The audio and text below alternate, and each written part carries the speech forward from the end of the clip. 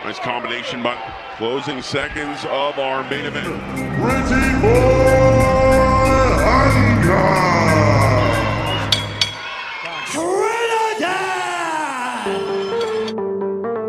Isang napakalaking tapatan ang magaganap sa ilalim ng Zuffa Boxing sa pag-akyat ng dating IBF World Super Flyweight Champion na si Jerwin Pretty Boy Angas sa Featherweight Division. Ngunit, hindi madali ang pagsalubong sa kanya dahil isang gutom at walang talong knockout artist ang nakatayo sa kanyang landas, si Omar Trinidad.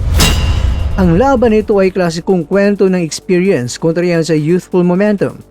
Jerwin Pretty Boy Angas kontra yan kay Omar Trinidad. Fight Day. Para kay Angas, ito ang pagkakataon upang patunayan na may ibubuga pa siya sa mas mabigat na timbang at kaya niyang magipagsabayan sa mga mas malaking buksingero. Para naman kay Trinidad, ito ang kanyang golden ticket o ang pinakamalaking pangalan sa kanyang resume na maglalapit sa kanya sa isang world title shot. Narito naman mga kwento ang tale of the tape ng dalawa upang mas makita natin ang kalidad ng bawat mandirigma. Narito ang kanilang opisyal na paghahambing.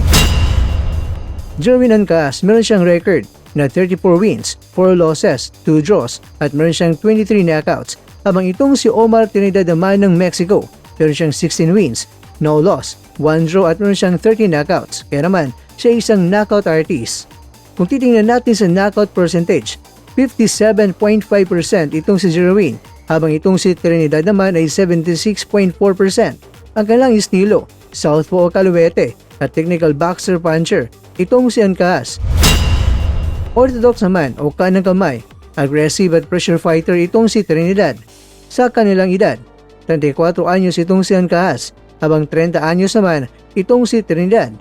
Sa kanilang karanasan, itong si Angas ay meron ng 40 pro fights, maraming mga world title defenses, habang itong si Trinidad naman meron siyang 17 pro fights, papangat pa lamang sa world level. Kaya naman, narito ang pagsuri sa estilo at fight prediction. Pagsusuri sa lakas at diskarte, Jerwin Angas, ang pinakamalaking bintay ni Angas dito ay ang kanyang ring IQ at karanasan sa championship rounds. Bilang isang southpaw, maaari niyang gamitin ang kanyang counter-punching at lateral movement upang lituin si Trinidad. Ang susi para kay Jerwin ay ang kontrolin ng distansya gamit ang kanyang jabs at huwag makipagsabayan sa pakipagpalitan ng patinding patama sa unang bahagi ng laban. Sa kanyang paakyat sa 126 pounds, inasang masariwa ang kanyang katawan dahil hindi na niya kailangan magbawas ng labis ng timbang. Habang itong si Omar Trinidad naman mga kwento, kilala sa kanyang walang humpay na pressure at heavy hands, mahilig siyang pumitas ng body shots upang pahinain ang stamina ng kalaban bago magpakawala ng mga knockout combination sa ulo. Dahil natural na featherweight, taglay niya ang bintay sa physical strength at natural na bigat sa loob ng lona. Susubukan niyang gipitin si Angas sa gilid ng mga lubid at gawing dirty brawl ang laban. Kaya naman, narito ang patas sa fight prediction. Mga kwento ayon sa artificial intelligence, ito ay isang 50-50 na laban na nakadepende kung sino ang makakapagdikta ng kanyang tempo sa unang 4 na round. Paano mananalo si Trinidad? Ganito ang kanyang gagawin. Kung magagawa niyang mapatamaan ng maaga si Angas sa katawan at mapersa ang Pilipino na may pagsabayan sa palitan ng suntok, malaki ang tsansa na mauwi ni Trinidad ang panalo via late round technical knockout o isang unanimous decision na sa kanyang aggression at solidong mga patama. Pero paano naman mananalo itong si Angas? Kung magiging disiplinado si Angas, gagamitin ang kanyang footwork upang iwasan ang mga sulok at magpapakita ng mga solidong counter punches habang sumusugod itong si Trinidad. Kaya niyang hulaan ang mga galaw ng Mexican fighter.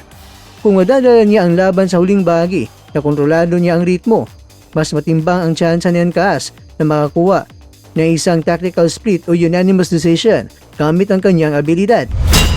Mga kakwento, isang napakatinding gyera mula sa round 1 hanggang round 10 na asang dadaan sa matinding pagsubok ang dalawang mga boksingero. Ngunit, ang karanasan sa malalaking entablado ni Angas ang maaring maging mitsa upang maka-score siya ng isang dikit na punto sa desisyon o di kaya sana man-knockout niya. Pero ikaw kakwento, ano naman ang prediction nyo? Pakibagi naman sa comment section dahil malugod po kaming babasahin ito.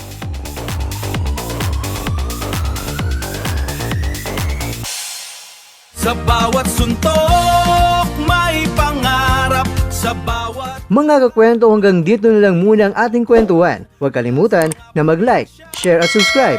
Ako po si Mr. Kwento. Ito ang mga kwentong maaring hindi pa nakwento sa inyo. Tayo ng boses ang hindi pa napapansin ng mundo. Samahan niyo akong busisiin ang bawat kwento at bawat sakripisyo ng mga mandirigmang mga Pilipino. Ito ang kwentong di pa nakwento.